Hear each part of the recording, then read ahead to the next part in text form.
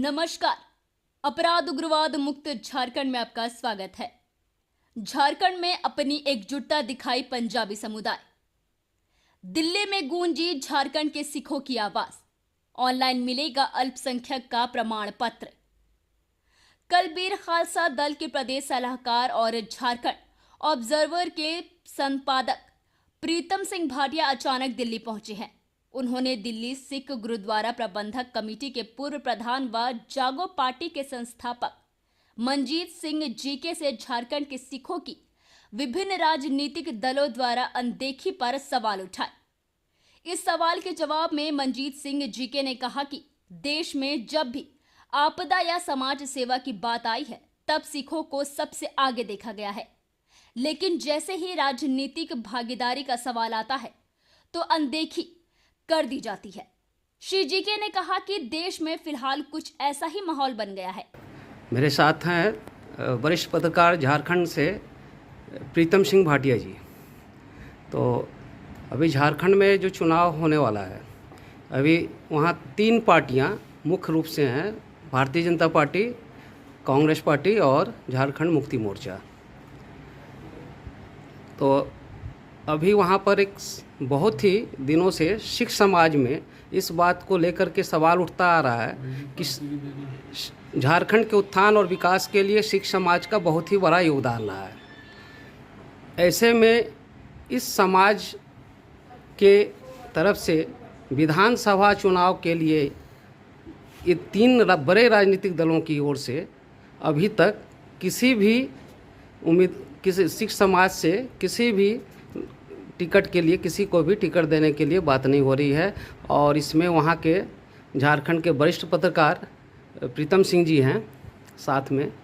इनका मंजीत सिंह साहब से यह सवाल है कि झारखंड में जो आसन विधानसभा चुनाव हैं, ऐसे में विभिन्न राजनीतिक पार्टियों द्वारा जो सिख समुदाय को टिकट देने के प्रति उदासीनता दिखाई जा रही है, ऐसे में इनका क्या कहना है? देखिए, जहाँ तक टिकट का सवाल है, मैं समझता हूँ कि सिख जो हैं जहाँ भी गए उन्होंने अपनी मेहनत से, अपने ईमानदारी से उस प्रांत की बात कर लूँ, उस मुल्क की बात कर लूँ।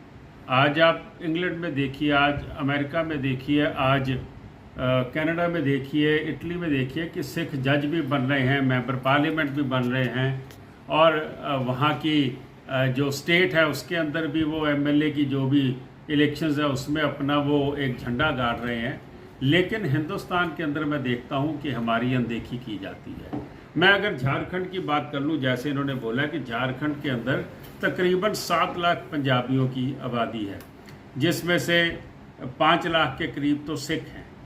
और सबसे बड़ी बात कि ये कई जिलों में इनकी बहुत बड़ी आबादी है। अगर मैं जमशेदपुर की बात करूं तो 1.25 लाख के करीब वोट है, रांची की बात करूं, बोकारो की बात करूं, धनबाद की बात करूं, रामगढ़ की बात करूं, इनमें 50-50 हज़ार के करीब इनकी आबादी है, लेकिन रिप्रेजेंटेशन नहीं दी जा रही। और जब मुल्क को काम पड़ जाए, जब स्टेट को काम पड़ जाए, मैं समझता हूँ कि स्टेट की डेवलपमेंट के अंदर देश की और उस स्टेट की, मैं बात कर रहा हूँ झारखंड की, जहाँ पे अगले महीने चुनाव होने जा रहे हैं, बहुत बड़ा हाथ सिखों का है। लेकिन जहाँ पॉलिटिकल शेयर देने की बात आती है वहाँ पे हमारे से कन्नी काट लेते हैं। मैं ये समझता हूँ कि पॉलिटिकल पार्टीज़ को ये समझना चाहिए। नंबर 1, दिल्ली के अंदर आप देखिए केजरीवाल की सरकार है, 5 से लेकर 6 एमएलए उनके जीते हैं। उन्होंने ना पहले किसी सिख को मौका दिया, ना अब किसी सिख को मौका दिया। इसी तरीके में झारखंड में चाहे जेएमएम है, चाहे कांग्रेस है, चाहे भारतीय जनता पार्टी है, उनके अपने कार्यकर्ता हैं जो बहुत मजबूत हैं अपने अपने इलाके में, लेकिन उनकी अनदेखी की जा रही है।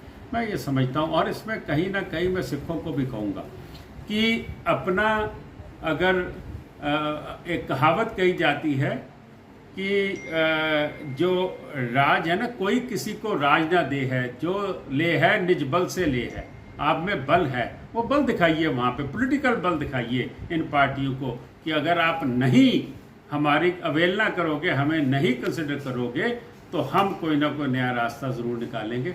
मैं समझता हूँ कि पंजाबी समाज को इकट्ठा होना चाहिए और जो भी सरकार बने उसमें अपना दबदबा उनको रखना चाहिए।